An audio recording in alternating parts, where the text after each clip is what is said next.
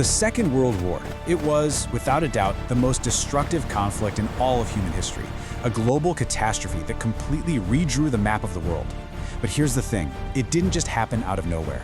It was the end result of a long, tangled chain of decisions, of critical miscalculations, and of so many ignored warnings.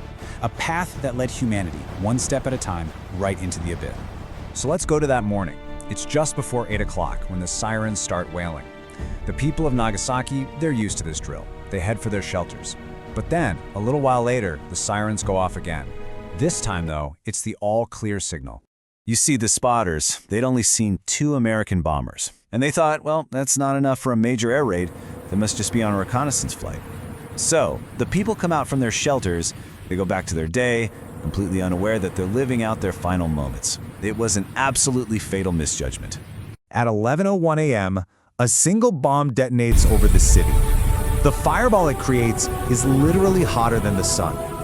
In just an instant and in the agonizing weeks that followed, an estimated 129,000 people were killed.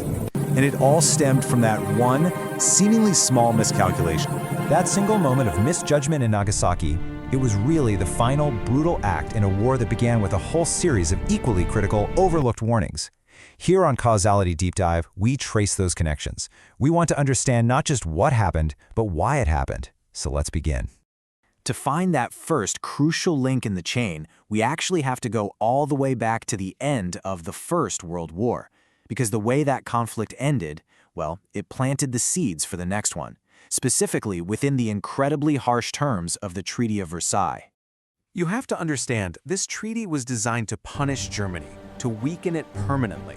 It forced them to pay crippling financial reparations, stripped away all of their colonies, carved off huge chunks of their territory, and put severe limits on the size of their military. For the German people, this wasn't just a political agreement, it was a national humiliation, a deep, bitter well of resentment that was just waiting for someone to tap into it.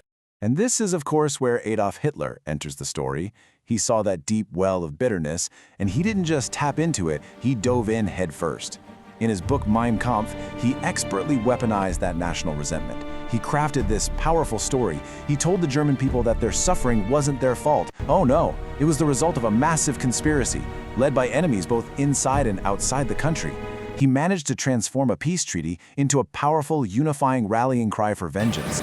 So now, with Germany rearming and its people fired up by this message of revenge, the stage was set for the next phase. Hitler starts to test the resolve of the Allied powers, Britain and France. He makes one aggressive move after another, and their response, or lack thereof, would end up defining the entire decade. And what's really fascinating here is the pattern that starts to emerge. Just watch how this plays out. In 1935, Hitler starts a military draft, a flagrant violation of the treaty. The Allies' response? Nothing. Silence. A year later, 1936, he marches troops right into the Rhineland, a demilitarized buffer zone. Again, silence. Then in 1938, he annexes all of Austria. Still, nothing.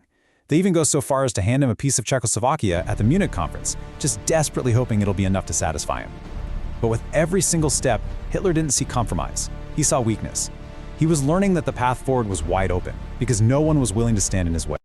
No. Feeling emboldened by years of total inaction from the Allies, Hitler prepares for his real goal, expansion into Eastern Europe. But there was one huge obstacle still in his way, the Soviet Union. A war on 2 fronts had been a disaster for Germany in the First War, and he was determined not to repeat that mistake. At the very same time, his generals were perfecting this terrifying new type of warfare, and it was really born out of necessity. You see, Germany's economy couldn't handle a long, grinding war of attrition like the first one. So the only way to win was to make it fast. They called it Blitzkrieg, lightning war. The idea was brutally simple. Use overwhelming, concentrated force, tanks, planes, all of it, to punch a hole right through the enemy lines, create total chaos, and score a knockout blow before the other side even knew what hit them. Then came the final piece of the puzzle. In a move that shocked the world, Hitler signed a non-aggression pact with his sworn ideological enemy, Joseph Stalin. That secured his eastern flank. The final domino was now perfectly lined up. On September 1st, 1939, the Blitzkrieg was unleashed on Poland. The point of no return had finally been crossed. Britain and France finally drew a line. They issued an ultimatum: get out of Poland or it's war. Hitler, of course, refused. And so, 2 days later, British Prime Minister Neville Chamberlain, the very architect of the appeasement policy, had to go on the radio and announce to his country that they were now at war. The path had reached its grim, inevitable destination. With Poland absolutely crushed in less than a month, Hitler turned his attention to the West. Now, France had spent the better part of a decade building what it believed was a completely impenetrable line of defense. But Germany, well, Germany had absolutely no intention of playing by France's rules. France had built this thing called the Maginot Line. It was a true marvel of static defense, but it had one giant fatal flaw. It stopped at the Belgian border. The Allies just assumed the dense Ardennes forest next to it was impassable for tanks. Germany decided to prove them wrong. Their plan was simple: invade the neutral countries, go right around the line completely, and then just turn into the unprotected heart of France. It wasn't just a military defeat for the Allies. It was a catastrophic failure of imagination. The Allied armies were shattered, pushed all the way back to the sea at a place called Dunkirk. The evacuation that followed, where a whole flotilla of civilian boats helped rescue over 338,000 soldiers from the beaches, was hailed as a miracle back home. But Winston Churchill, he understood the grim reality. As he famously said, "Wars are not won by evacuations." This was no victory. It was the direct consequence of a total and humiliating defeat on the continent. So, with France defeated, Hitler now controlled most of Western Europe. Only Britain remained defiant. But instead of focusing all his power on finishing them off, Hitler got impatient. He decided to make the single greatest strategic blunder of the entire war, and in doing so, violate his own most important principle. His ultimate obsession, his primary goal, had always been the destruction of the Soviet Union. His generals pleaded with him. Britain was still a threat, and opening a second front was strategic suicide. But Hitler was completely blinded by his ideology.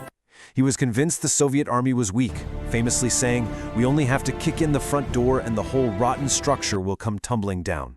This wasn't a calculated risk. It was a colossal gamble, driven purely by arrogance. On June 22, 1941, he launched Operation Barbarossa. A staggering 3.8 million Axis soldiers poured across a front nearly 3,000 kilometers long.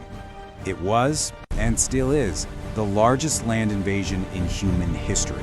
And at first, the advance was devastatingly successful. But the Soviet Union was just vast, and the resistance of its people was ferocious. The Blitzkrieg, which was designed for quick battles on good roads, got bogged down in the autumn mud and then completely frozen solid in the brutal Russian winter. The German advance literally ground to a halt just outside the gates of Moscow. Hitler was now trapped in the exact scenario he swore he would avoid: a long, grinding, two-front war of attrition that Germany simply could not win. So Hitler's huge gamble in the East had failed, and in doing so, he pretty much sealed the fate of his empire. The war of attrition he so desperately wanted to avoid was now his reality. And while this chain of events doomed Germany and Europe, a totally different chain was unfolding an ocean away, one that would soon drag a sleeping giant into the fight and make this a true world war. And tracing how all these chains of events, from the political halls of Versailles to the frozen fields outside Moscow, how they all connect, well, that's the key to understanding the deeper story. That's what we break down here on Causality Deep Dive. We don't just ask what happened, we ask why. If you appreciate this way of looking at history, then subscribe to Causality Deep Dive for more investigations into the hidden forces that really shape our world. Liking this analysis really helps us create more. And if you know someone else who enjoys this kind of thing, please share it with them. You know, it's such a complex chain of cause and effect, and it leads to a really big question. What do you think was the single biggest mistake that set this whole catastrophe in motion? Was it that vengeful Treaty of Versailles? Was it the Allies' fearful policy of appeasement? Or was it Hitler's own arrogant invasion of the Soviet Union? Every single link in that chain matters.